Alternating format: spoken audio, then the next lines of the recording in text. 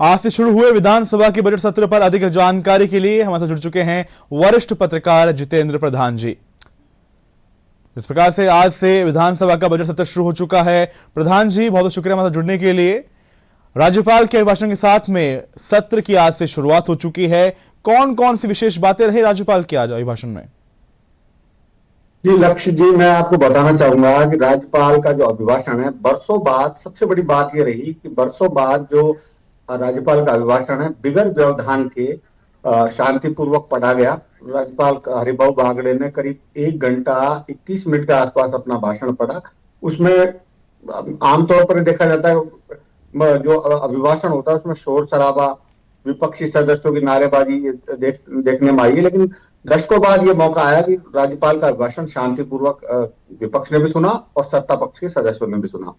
और इसके जो अभिभाषण के बाद इस चीज का श्रेय लेने में संसदीय कार्य मंत्री जोगाराम पटेल है, वो भी नहीं चूके। उन्होंने मीडिया से बातचीत में साफ तौर पे कहा कि ये हमारी बड़ी उपलब्धि है कि राज्यपाल के अभिभाषण को और जो सरकार का विजन है 2 साल का और जो विकास का रोड मैप है उसको विपक्ष ने और सत्ता पक्ष ने दोनों ने आराम से सुना और राज्यपाल के माध्यम से सरकार कहीं कहीं अपना संदेश और विकास का रोड मैप जनता के सामने रखने में सफल रही।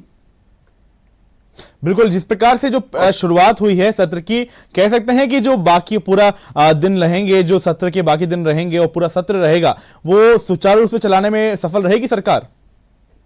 बिल्कुल लक्ष्य जी, आप ये उम्मीद की जा सकती है जैसे क्योंकि जो आगाज होता है जी, आगाज से ही अंत का अनुमान लगाया जाता है। आगाज अच्छा होता है तो सत्र का ये अपन एज ए पत्रकार और सभी आम लोग ये कामना कर सकते हैं कि ये सत्र बिगड़ व्यवधान के जनहित के मुद्दों पर अच्छा निकले और जनता के मुद्दे सदन में गूंजे, उनका समस्याओं का समाधान हो। और जो लगता है कि अब आने वाले 4 दिन का जो बिजनेस है उसमें राज्यपाल के भाषण पर चर्चा होगी, उसके बाद मुख्यमंत्री का जवाब आएगा। ये 5 दिन का बिजनेस एडवाइजरी कमेटी की जो मीटिंग है उसमें ये लगभग तय हो गया है जी। और सबसे बड़ी बात है, कुछ जो विधायी कार्य है वो भी सदन के पटल पर रखे गए आज जी। और बड़े अच्छे सौहार्दपूर्ण वातावरण में एक चीज और है, इससे मैं आपका ध्यान आकर्षित करना चाहूंगा जी। कांग्रेस सदस्यों ने जब सदन राज्यपाल का अभिभाषण था उससे पहले फौरी तौर पर जो अपना विरोध प्रदर्शन भी किया, लेकिन वो विधानसभा के बाहर तक ही था जी। विधानसभा के अंदर पूरी तरह कार्रवाई शांतिपूर्वक चली और पूरे जो राज्यपाल का अभिभाषण है गरिमापूर्ण अभिभाषण होता है। राज्यपाल का पद संवैधानिक पद है, राज्यपाल का पद निष्पक्ष माना जाता है, उसको शांतिपूर्वक हल्की फुल्की टोकाटाकी के बीच में हुआ, बाकी पूरी तरह शांतिपूर्वक उनका हुआ। और उन्होंने सबसे बड़ा जो संदेश दिया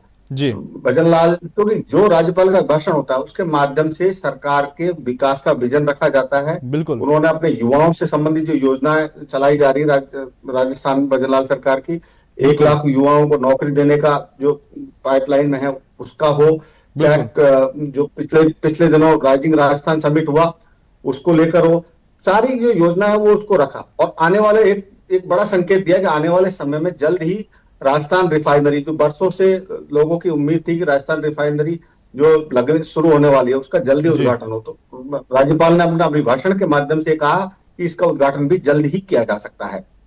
बिल्कुल, वहीं क्योंकि लगातार जो विकसित राजस्थान की बातें थी उनके खाके को और उसके पूरे रोड मैप को राज्यपाल द्वारा रखा गया, परंतु हम बात करें कि आने वाले 2-3 दिन जो भाषण रहा उस पर बहस की चर्चा की जाएगी, बहस की जाएगी।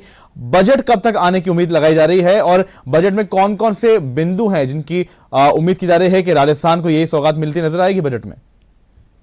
लक्ष्य जी, बजट का जो टेंटेटिव है वो बीएससी में 11 फरवरी का तय किया है। 11 फरवरी को राजस्थान का बजट पेश होगा। पेश होने के बाद उस पर चर्चा होगी। राजस्थान का जो बजट है उसको मैं आपको बताना चाहूंगा, जनहित की योजना है जो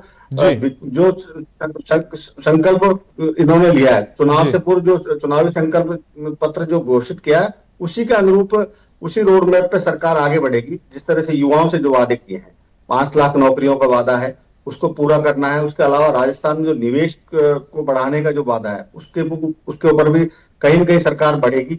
साथ साथ महिलाएं और किसान ये भी सरकार के केंद्र में रहेंगे, क्योंकि आपको मैं बताना चाहूंगा पिछले कुछ सालों से किसानों का बजट अलग से पारित होता है, किसानों के लिए अलग से एक बजट को रखने की परंपरा रही है, तो जी। किसान, महिला और युवा ये तीनों केंद्र में रहेंगे आने वाले समय में, और इन्हीं के इर्द गिर्द योजनाओं को आकार दिया जाएगा और नई योजनाओं का प्रारूप सदन के सामने रखा तो जाएगा। आने वाले कुछ दिन जो राजस्थान के विकास का रोड मैप भी खाका करेंगे, बल्कि साथ साथ में किस प्रकार से राजस्थान, विकसित राजस्थान का रोड मैप तैयार किया जाएगा और उसमें किस प्रकार से कौन कौन से बिंदु अहम होंगी, उन सभी बातों पर चर्चा आने वाले दिनों में विधानसभा में की जाएगी। तमाम जानकारी के लिए शुक्रिया जितेंद्र जी आपका।